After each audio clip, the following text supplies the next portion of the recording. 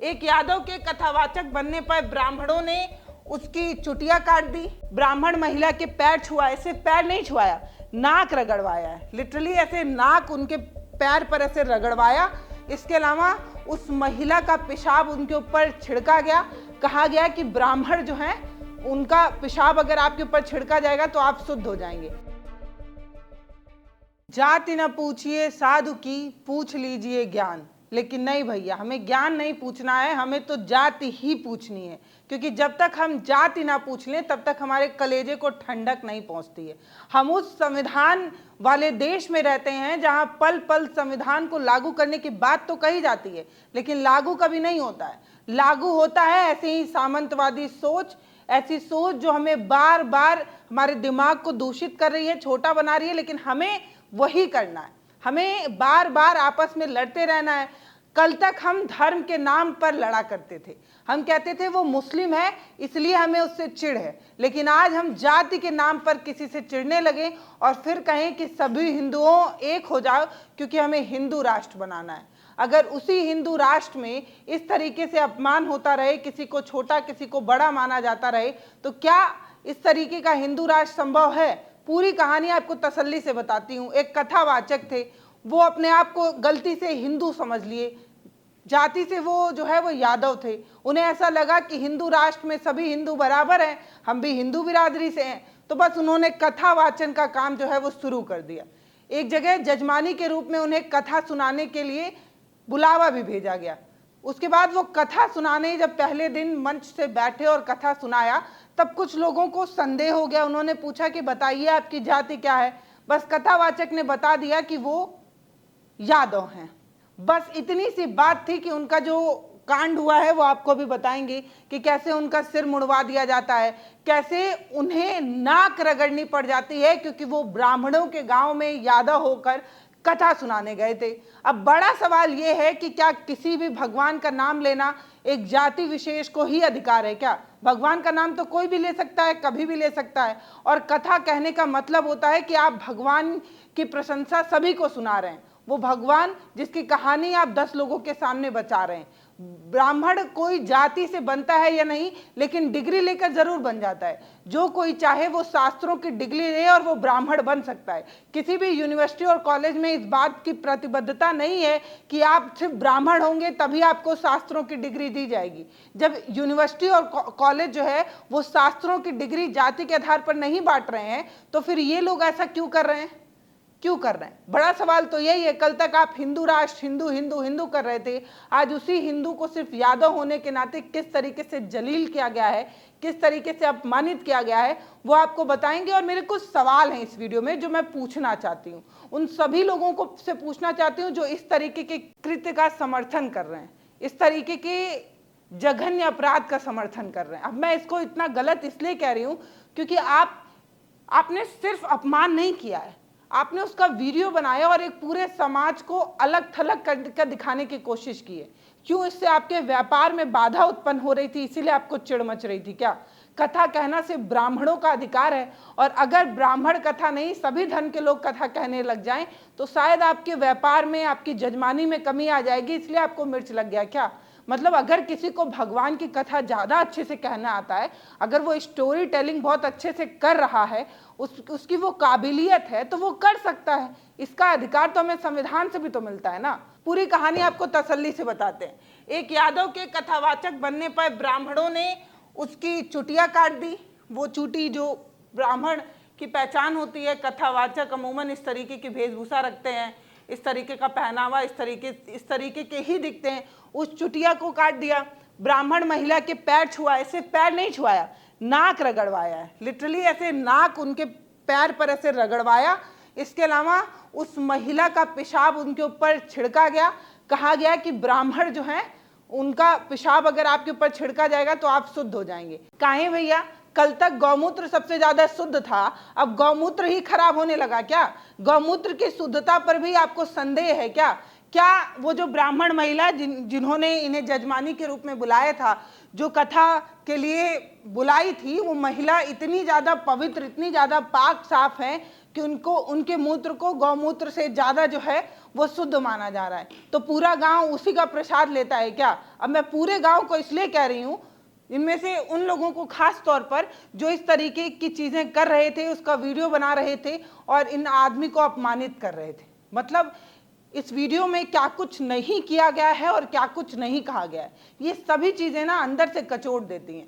कचोट इसलिए देती हैं कि हम चांद पर पहुंच रहे हैं, हम अपने आप को विश्वगुरु बना रहे हैं, हम कह रहे हैं कि हम 4 ट्रिलियन की इकोनॉमी बना रहे हैं, चौथी बड़ी अर्थव्यवस्था बन रहे हैं, और अंदर ही अंदर हम इतने खोखले हैं कि उसका सच हमारे सामने आ रहा है। किसी यादव के साथ ऐसा हुआ इसलिए मुझे बुरा नहीं लग रहा है, मुझे बुरा इसलिए लग रहा है कि आज 21वीं सदी वाले भारत में जब हम चंद्रयान जैसी चीज़ों को, चंद्रयान मिशन जैसी चीज़ों को कर रहे हैं, हम उसमें आगे भी बढ़ रहे हैं, सफल भी हो रहे हैं, तभी उसी ही पल हम इस तरीके की छोटी चीज़ें करते हैं। इस तरीके की छोटी चीज़ें कर कर हम अपने आप को तोड़ते हैं, कमतर बनाते हैं। इस तरीके की चीज़ें जब बाहर जाती है तो पता है क्या कहा जाता है कि भारत के लोग आज भी मूर्ख ही रहते हैं, आज भी हम जातिवाद धर्मवाद की बेड़ी में ऐसे जकड़े हुए हैं कि हम विकास की रफ्तार में दौड़ नहीं पा रहे हैं। हमसे छोटे छोटे देश ना जाने कहाँ कहाँ पहुँच जा रहे हैं, लेकिन हमें क्या करना है? हमें पूछना है भाई कौन बिरादरी हो, कौन जात के हो। जब तक हमें ये पता नहीं चल जाता है तब तक हमें खलबली मची रहती है। उसकी जाति, उसके धर्म, उसके मजहब से हमें क्या लेना देना? हमें लेना है उसके ज्ञान से, वो कितनी अच्छे से कथा कह सकता है उससे लेना देना होना चाहिए। आपको कुछ वीडियो दिखाना चाहती हूँ। ये वीडियो बहुत मार्मिक है, लेकिन दिखाना इसलिए ज़रूरी है क्योंकि ये आज के भारत का सच है। ये वीडियो आप देखिए, देखिए किस तरीके से उस आदमी का बाल जो है वो छीला जा रहा है, उसका मुंडन किया जा रहा है। इनकी गलती सिर्फ इतनी है कि इन्होंने कथा कहने की जरूरत की यादव होके। देखिए किस तरीके से उसकी ये जो चुटिया होती है, जिसे अमूमन कथावाचक या ब्राह्मण जो है वो लगाते हैं, उनका सम्मान माना जाता है, उस चुटिया को कैसे जो है वो छीला जा रहा है। पूरा बाल नहीं छीला जाता है, सिर्फ चुटिया छीली जाती है, आधा मुंडन किया जाता है। ये एक अलग तरीके का अपमान है, आप देखिए। और ये जो आधी उम्र का लड़का है वो इस तरीके की चीज़ें कर रहा है। मतलब यकीन नहीं होता है कि इन्हीं युवाओं के भरोसे हमारा देश जो है वो आगे बढ़ेगा। मतलब कितनी छोटी सोच है। ये पढ़ा लिखा है कि नहीं पढ़ा लिखा है ये भी नहीं समझ में आ रहा। आप देखिए कैसे ये जो इनका नाम है संत सिंह यादव, जो कथा वाचन करने वहाँ पहुँचे थे, ये सह आचार्य हैं, मतलब असिस्टेंट आचार्य हैं। इनसे ऊपर वाले जो आचार्य हैं उनका नाम मुकुटमणि, वो भी यादव ही हैं। तो मुकुटमणि यादव जो मेन आचार्य हैं, उनके ये असिस्टेंट आचार्य, सह आचार्य हैं। ये उस समय कथा कह रहे थे। इनसे पूछा गया कि आप जब कथा कहने आए तो क्या आपने अपनी जाति छुपाई, आपने अपनी जाति के बारे में नहीं बताया? तो उन्होंने कहा कि हमसे किसी ने पूछा नहीं इसलिए हमने बताया नहीं। तो शायद इन्हें, जो संत सिंह यादव हैं, इन्हें ऐसा लगा होगा कि जाति इतना बड़ा मायने नहीं रखता। मतलब जाति अगर कोई पूछे तो बता दें, ना पूछे तो बताने की आवश्यकता क्या है। बस यही एक गलती है। अब इनकी बड़ी गलती ये है कि ये ब्राह्मणों के गांव में गए और इन्होंने कथा की, ये कहकर उन्हें जो है अपमानित किया जा रहा है। सिर्फ एक वीडियो नहीं है, और वीडियो दिखाती हूँ। ये देखिए, ये पूरे गांव में जितने बड़े बुजुर्ग हैं ना, सबका पैर छुआया गया। बड़े बुजुर्ग का छुआया गया। जो इनकी उम्र से भी छोटे छोटे बच्चे थे ना, उन तक का भी पैर सिर्फ इसलिए छुआ दिया गया काहे कि भैया वो जो अभी पैदा हुआ बच्चा है वो भी ब्राह्मण है, तो आपको पैर जो है वो छूना चाहिए। अब ये जो संत सिंह यादव हैं, ये पूरे गांव में घूम घूम कर जितने लोग वहां पर उपस्थित होते हैं सबका पैर छूते हैं। और सबका पैर इसलिए छूते हैं क्योंकि इन्हें जजमानी के लिए बुलाया गया था। मतलब सोचिए, ये अपने आप से मुंह उठाकर किसी गांव में कथा कहने नहीं गए थे। जिन्होंने इन्हें इनविटेशन दिया था कि आइए आप हमारे गांव में कथा करिए, सबसे पहले तो उन्हें ढूंढकर ऐसे अपमानित किया जाना चाहिए। मतलब आप अगर किसी को कथा करने बुला रहे हैं तो पहले उनके बारे में डिटेल निकालिए। आप किसी को भी न्योता दे रहे हैं और आपको यही नहीं पता है कि आप जिसे बुला रहे हैं वो किस जाति, किस धर्म, किस मजहब का है, फिर आप बुला रहे हैं। पहले तो मुझे तो समझ में नहीं आता कि हम लोग इस तरीके की छोटी सोच क्यों रखते हैं। आप देखिए, ये देखिए वो जो महिला हैं जिनके यहाँ ये कथा करने आए थे, उनके ये देखिए नाक रगड़ रहे हैं। एक होता है पैर छूना और एक होता है रगड़ना। लिटरली उनका नाक रगड़ाया गया है उनके पैर पर।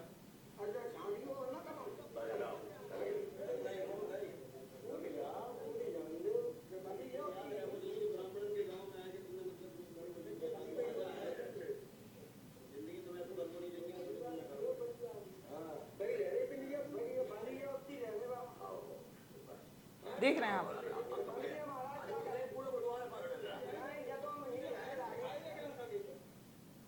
तो कहा जा रहा है कि इसमें इन्होंने पूरी कहानी जो है वो बताई है। ये वीडियो 3-3.5 मिनट का है, जिसमें ये पूरी अपनी कहानी बता रहे हैं कि इनका नाम ये है, इन्हें कथा करने के लिए बुलाया गया। ये जो है वो असिस्टेंट आचार्य हैं, इनसे बड़े वाले आचार्य जो है उन्होंने जजमानी ली थी, वो कथा करने आए थे।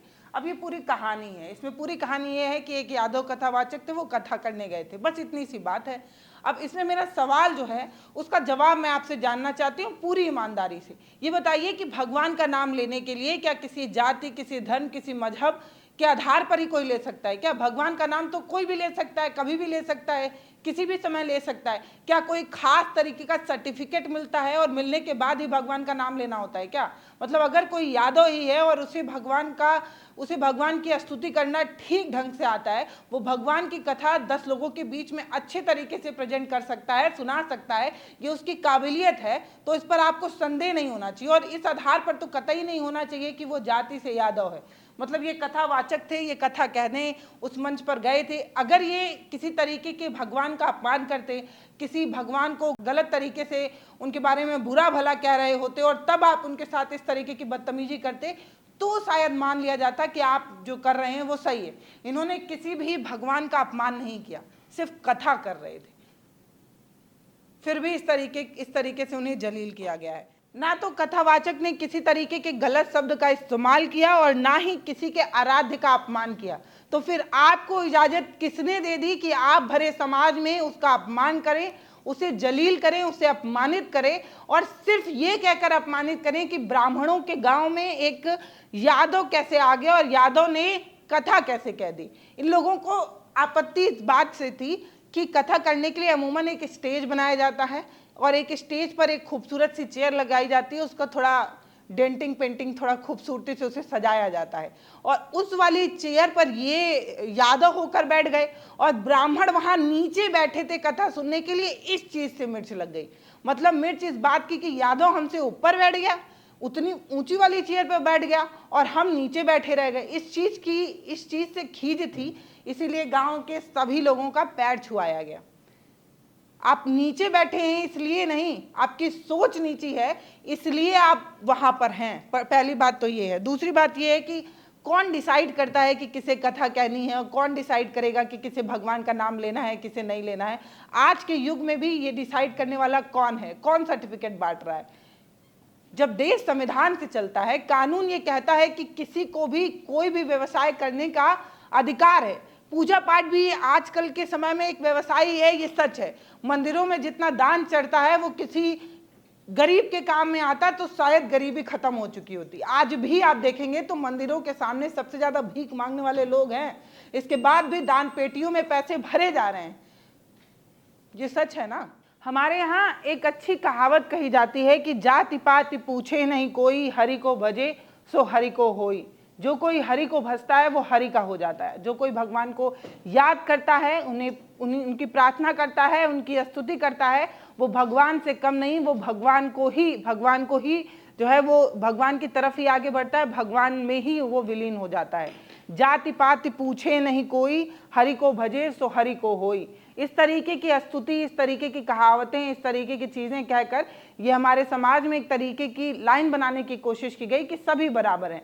संविधान आया उससे पहले भी इस तरीके की चीज़ें थी, मतलब समाज में शायद ये चीज़ें रही होंगी, लेकिन तब भी इतने छोटे सोच के लोग हैं जो आज भी इस तरीके की चीज़ें कर रहे हैं। जब संविधान लागू हुए न जाने कितने साल बीते जा रहे हैं, ऐसे ही दिन बीतते जाएंगे, घड़ियां बीतते जाएंगी, लेकिन हम अपनी सोच को कभी नहीं बदलेंगे।